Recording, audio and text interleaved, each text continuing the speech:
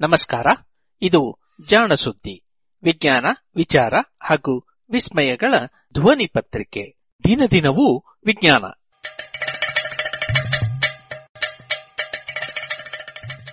ಸಂಪುಟ 4, ಸಂಚಿಕೆ 10, ಸೆಪ್ಟೆಂಬರ್ 20, 2020. ಕಥಾ ಸಮಯ.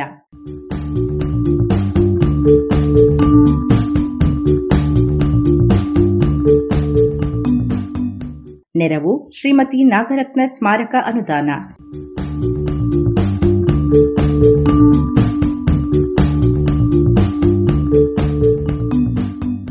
ಬೀಗಲ್ ಸಾಹಸಯಾನ, ಸಂಚಿಕೆ 106.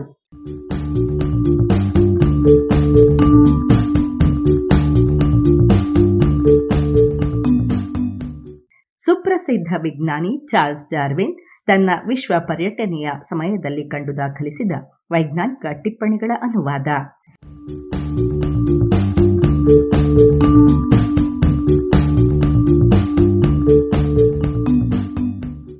ಆಗಸ್ಟ್ 16. ಅಲ್ಲಿನ ಹೇಸಿಯೆಂಡಾದ ಮೇಯರ್ ನನಗೆ ಒಬ್ಬ ಮಾರ್ಗದರ್ಶಿಯನ್ನು, ಹೊಸ ಕುದುರೆಗಳನ್ನು ಕೊಡುವ ಕೃಪೆ ತೋರಿದ. ನಾವು ಬೆಳಗ್ಗೆಯೇ ಬೆಲ್ ಪರ್ವತ ಅಥವಾ ಕಂಪಾನವನ್ನು ಹತ್ತಲು ಹೊರಟೆವು. ಅದು 6400 ಅಡಿ ಎತ್ತರವಿದೆ. ರಸ್ತೆಗಳು ಕೆಟ್ಟದಾಗಿದ್ದುವು. ಅಲ್ಲಿನ ಭೂಸ್ವರೂಪವೂ ನೋಟವೂ ನಾವು ಪಟ್ಟ ಶ್ರಮಕ್ಕೆ ಒಳ್ಳೆಯ ಪ್ರತಿಫಲವೆನಿಸಿತು. ಸಂಜೆಯ ವೇಳೆಗೆ ನಾವು ಅಗುವಾ ಡೆಲ್ ಗುವನಾಕೋ ಎನ್ನುವ ಚಿಲುಮೆಯನ್ನು ತಲುಪಿದೆವು. ಇದು ಬಹಳ ಎತ್ತರದಲ್ಲಿದೆ. ಇದು ಅದರ ಬಹಳ ಹಳೆಯ ಹೆಸರಿರಬೇಕು, ಏಕೆಂದರೆ ಅದರಿಂದ ಗುವಾನಾಕಾಗಳು ಒಂದು ತೊಟ್ಟು ನೀರನ್ನು ಕುಡಿದು ಯುಗಗಳೇ ಕಳೆದಿರಬಹುದು. ಮೇಲೇರುವಾಗ ಪರ್ವತದ ಉತ್ತರದ ಇಳಿಜಾರಿನಲ್ಲಿ ಕೆಲವು ಪೊದೆಗಳ ಹೊರತಾಗಿ ಇನ್ನೇನು ಬೆಳೆದಿರಲಿಲ್ಲವೆಂಬುದನ್ನು ಗಮನಿಸಿದೆ. ಅದೇ ದಕ್ಷಿಣದ ಇಳಿಜಾರಿನಲ್ಲಿ 15 ಅಡಿ ಎತ್ತರದ ಬಿದಿರು ಇತ್ತು. ಅಲ್ಲಲ್ಲಿ ಪಾಮ್ ಗಿಡಗಳಿದ್ದುವು. 4500 ಅಡಿ ಎತ್ತರದಲ್ಲಿಯೂ ಇವನ್ನು ಕಂಡು ಅಚ್ಚರಿಯಾಯಿತು.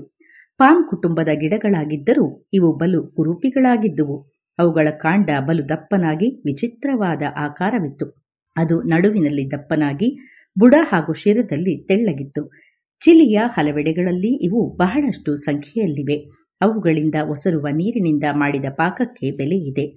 ಪೆಟೋರ್ಚಾದ ಬಳಿ ಇರುವ ತೋಟದಲ್ಲಿರುವ ಈ ಗಿಡಗಳನ್ನು ಲೆಕ್ಕ ಹಾಕಲು ಪ್ರಯತ್ನಿಸಿ ಸಾವಿರಾರು ಮರಗಳ ಮೇಲೆ ನಂಬರು ಬರೆದಾದ ಮೇಲೆ ಮುಂದುವರಿಯಲಾಗದೆ ಕೈಬಿಟ್ಟಿದ್ದರಂತೆ.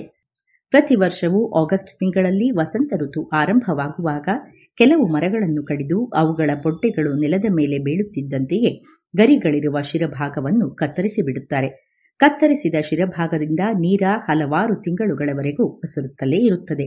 ಆದರೆ ಹೀಗೆ ಒಸರುವ ದ್ರವವನ್ನು ಸಂಗ್ರಹಿಸಲು ಪ್ರತಿದಿನವೂ ಬೆಳಗ್ಗೆ ಆ ಭಾಗದಿಂದ ಒಂದು ಸಣ್ಣ ಬಿಲ್ಲೆ ಕಾಂಡವನ್ನು ಕತ್ತರಿಸಿ ಹೊಸದಾಗಿ ತೆರೆಯಬೇಕಾಗುತ್ತದೆ. ಚೆನ್ನಾಗಿರುವ ಒಂದು ಮರ 90 ಗ್ಯಾಲನ್ಗಳಷ್ಟು ನೀರ ಕೊಡುತ್ತದೆ. ಇವೆಲ್ಲವೂ ಹೊರಗೆ ಒಣಗಿದಂತೆ ತೋರುವ ಆ ಕಾಂಡಗಳಲ್ಲಿಯೇ ಶೇಖರವಾಗಿದ್ದಿರಬೇಕು. ಬಿಸಿಲು ಪ್ರಖರವಾಗಿರುವ ದಿನಗಳಲ್ಲಿ ಈ ದ್ರವ ಬಲು ವೇಗವಾಗಿ ಹೊರಸುರಿಯುತ್ತದೆ ಎನ್ನುತ್ತಾರೆ. ಅದೇ ರೀತಿಯಲ್ಲಿ ಮರವನ್ನು ಕತ್ತರಿಸುವಾಗ ಅದು ತಲೆಭಾಗ ನೆಟ್ಟಗಿರುವಂತೆಯೇ ಗುಡ್ಡದ ಬದಿಗೆ ಬೀಳುವಂತೆ ಕತ್ತರಿಸುವುದು ಮುಖ್ಯವಾಗುತ್ತದೆ. ಏಕೆಂದರೆ ಅದು ಏನಾದರೂ ಇಳಿಜಾರಿನಲ್ಲಿ ಕೆಳಮುಖವಾಗಿ ಬಿದ್ದಿತೋ ಒಂದಿಷ್ಟು ರಸ ಸೋರುವುದಿಲ್ಲ. ಅಂತಹ ಸಂದರ್ಭದಲ್ಲಿ ಭೂಮಿಯ ಗುರುತ್ವಾಕರ್ಷಣೆಯೇ ಅದನ್ನು ಸುರಿಯುವಂತೆ ಮಾಡುತ್ತದೆ ಎಂದು ನಮಗೆ ಅನಿಸಿದರೂ ಗುರುತ್ವಾಕರ್ಷಣೆಯೇ ಅದು ಹೊರ ಹರಿಯದಂತೆ ತಡೆದು ಬಿಡುತ್ತದೆ. ಈ ರಸವನ್ನು ಚೆನ್ನಾಗಿ ಕುದಿಸಿ ಪಾಕವನ್ನಾಗಿ ಮಾಡುತ್ತಾರೆ. ರುಚಿಯಲ್ಲಿಯೂ ಅದು ಸಕ್ಕರೆಯ ಪಾಕವನ್ನೇ ಬಹಳಷ್ಟು ಹೋಲುತ್ತದೆ. ನಾವು ನೀರಿನ ಚಿಲುಮೆಯ ಬಳಿ ಕುದುರೆಗಳನ್ನು ಕಟ್ಟಿಹಾಕಿ ಆ ರಾತ್ರಿಯನ್ನು ಅಲ್ಲಿಯೇ ಕಳೆಯಲು ಅಣಿಯಾದೆವು.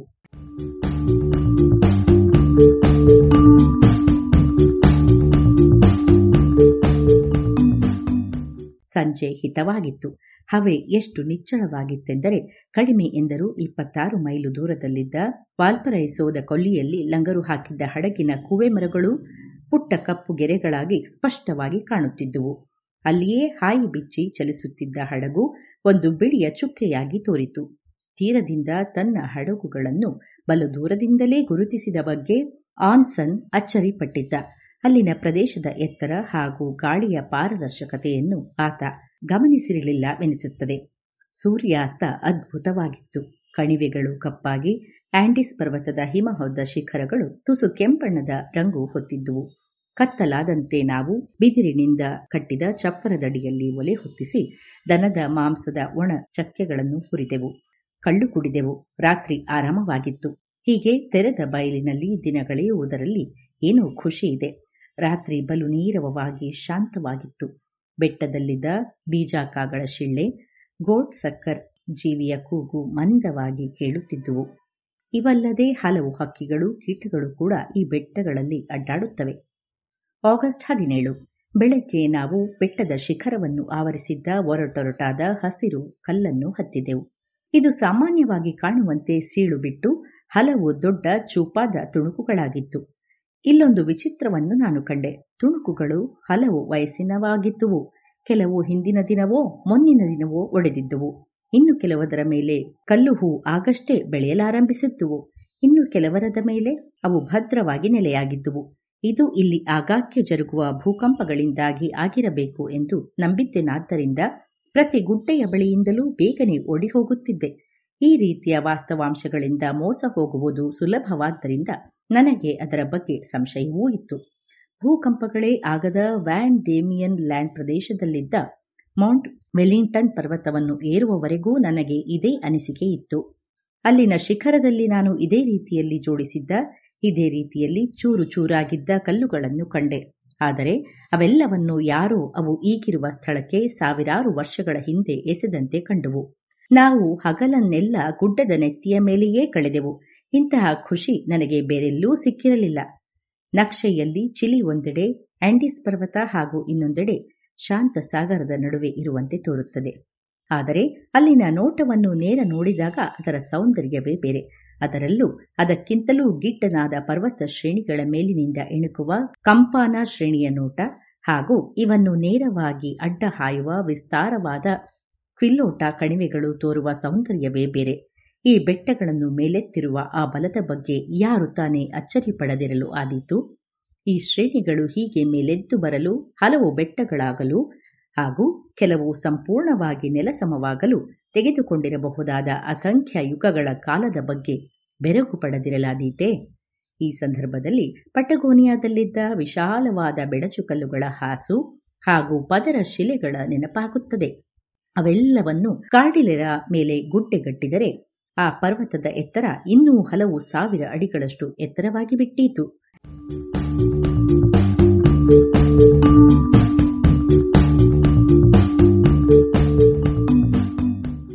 ನಾನು ಅಲ್ಲಿದ್ದಾಗ ಯಾವ ಪರ್ವತವಪ್ಪ ಇಷ್ಟೊಂದು ಬೃಹತ್ ಶಿಲಾರಾಶಿಯನ್ನು ಒದಗಿಸಿಯೂ ಅಳಿಯದೆ ಉಳಿಯಬಲ್ಲುದು ಎಂದು ಅಚ್ಚರಿಪಟ್ಟಿದ್ದೆ.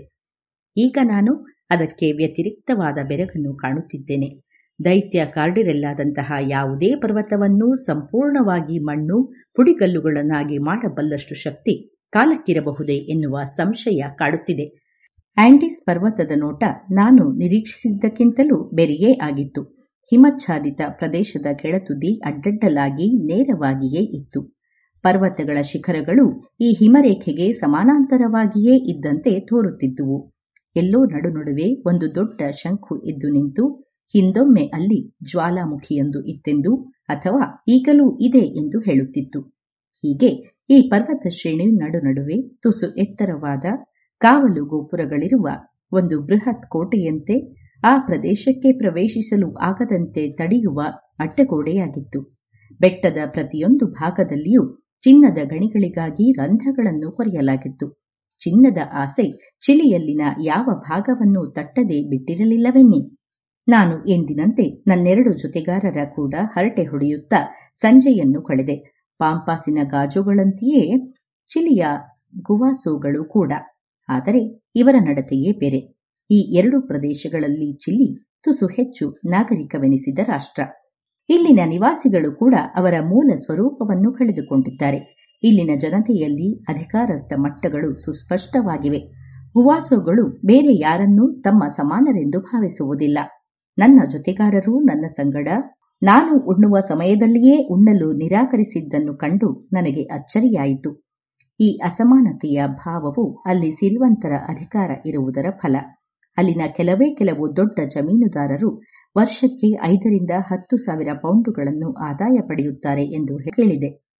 ಸಿರಿವಂತಿಕೆಯಲ್ಲಿ ಇಷ್ಟೊಂದು ಅಸಮಾನತೆಯನ್ನು ಆಂಡೀಸ್ ಶ್ರೇಣಿಗೆ ಪೂರ್ವ ಭಾಗದಲ್ಲಿರುವ ಬೇರಾವುದೇ ರಾಸು ಬೆಳೆಯುವ ಜನಾಂಗದಲ್ಲಿ ನಾನು ಕಂಡಿರಲಿಲ್ಲ.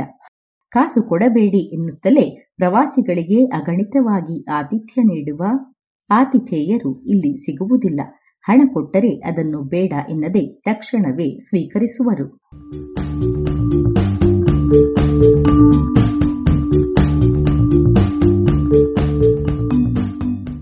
ಇದು ಇಂದಿನ ಕಥಾ ಸಮಯ. ಅನುವಾದ ಕೊಳ್ಳೇಗಾಲ ಶರ್ಮಾ. ಜಾಣ ಧ್ವನಿ ಶ್ರೀಮತಿ ಭಾರತಿ.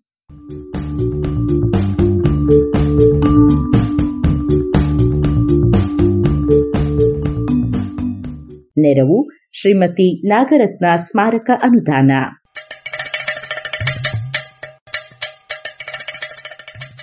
ಜಾಣ ಸುದ್ದಿಯ ಬಗ್ಗೆ ಸಲಹೆ ಸಂದೇಹಗಳು ಇದ್ದಲ್ಲಿ ನೇರವಾಗಿ 9886640328 ಈ ನಂಬರಿಗೆ ವಾಟ್ಸಪ್ ಮಾಡಿ, ಇಲ್ಲವೇ ಕರೆ ಮಾಡಿ.